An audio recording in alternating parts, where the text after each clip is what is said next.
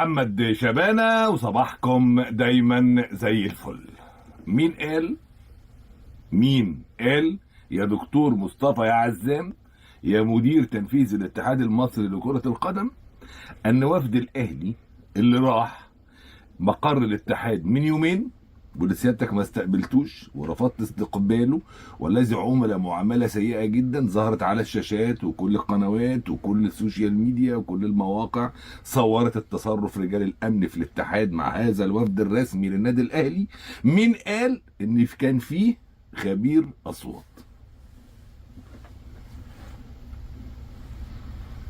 اهو امبارح الدكتور مصطفى عزام الامين العام لاتحاد الكوره كما يحب ان يطلق عليه او كما قرر اتحاد الكوره، عشان بس ممكن يقول مش انا اللي بحب، اتحاد الكوره قرر ان المنصب ده يبقى اسمه الامين العام، موافق.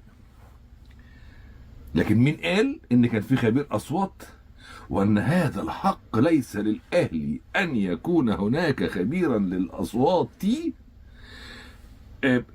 يكشف اذا كان هناك تلاعب تم في الفار وفي الصوت اللي الاهلي هيسمعه ولا لا؟ هذا عمل لجان قضائيه او النيابه. ماشي، ده كلام جامد جدا وجميل جدا وكبير جدا، بس مين اللي قال لسيادتك بقى ان الوفد بتاع الاهلي اللي مكون من 4 شخوص في خبير اصوات؟ كابتن سعد عبد الحفيظ ما سمعتش انه خبير اصوات قبل كده. ممكن يفرق في الاصوات، يقول ده صوت الشناوي، لا ده صوت قفشه، ده صوت حسين الشحات، ممكن لما حد يكلمه في التليفون ويشتغلوا ممكن، لكن ما اعرفش انه خبير اصوات محترف.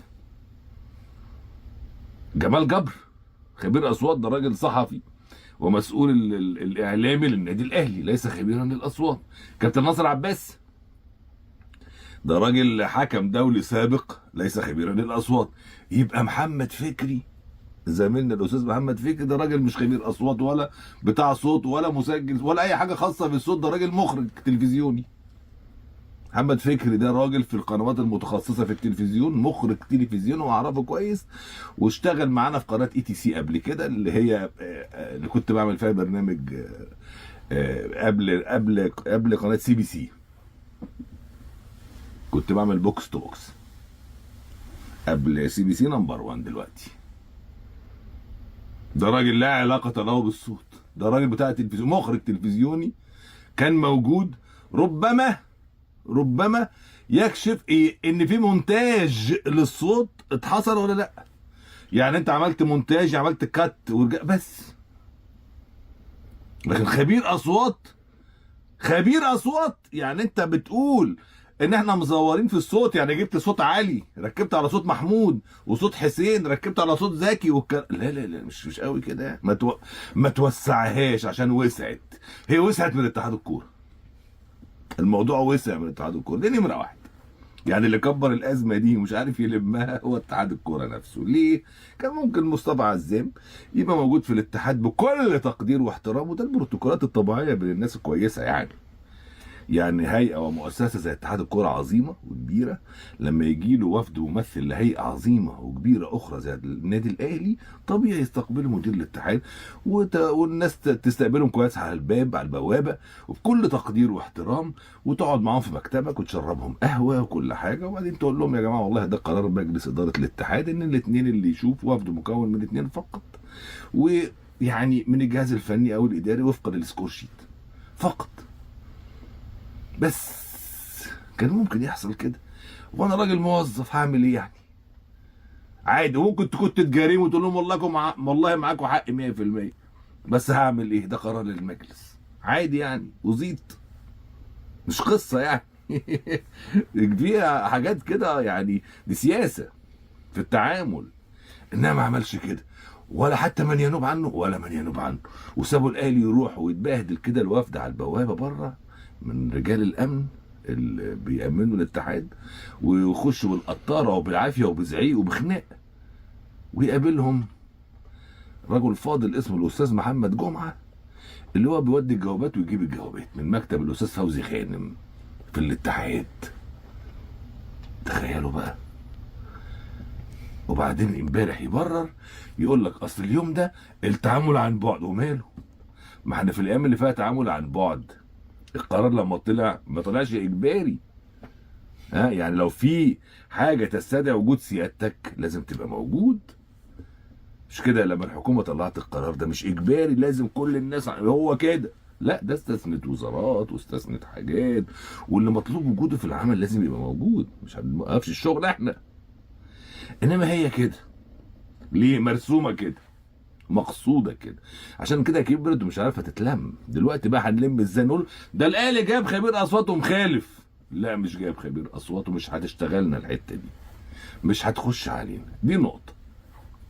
السلام عليكم ورحمة الله وبركاته. اللي حصل لوفد النادي الأهلي في اتحاد الكورة،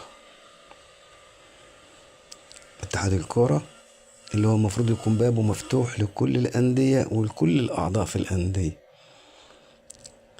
النادي الأهلي بعت الوفد بتاعه بجواب رسمي، وعلى رأس هذا الوفد الكابتن سيد عبد الحفيظ، عضو، مش بس عضو في جهاز فني، ده واحد من مجلس الإدارة جاي بتفويض من مجلس الإدارة. فدي المقابلة اللي هم بيقابلوه بيها، موقفين له بودي جارد على الباب. هم ما ينفعش فيهم غير اللي كان بيكسر الباب برجله نص الليل ويدخل يفتش عليهم في دور المية.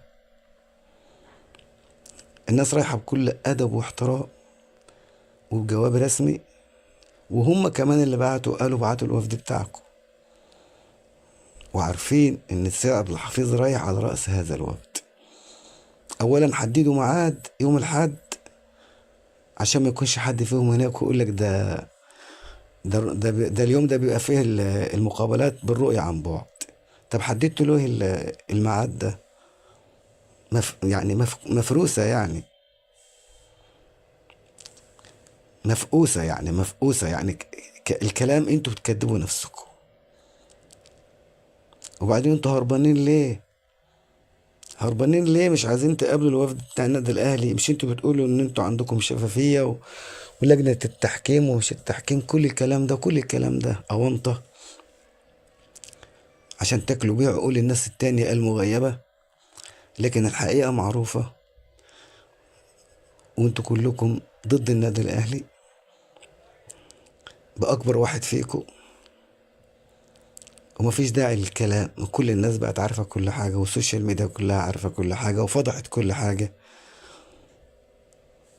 واد رئيس لجنة الحكام طلع فضحكم على القناة الرسمية للدولة، القناة الرياضية الرسمية للدولة، طلع قال كل حاجة. لسه عندكم وش تكذبوا، ولسه عندكم وش تتحدوا النادي الأهلي؟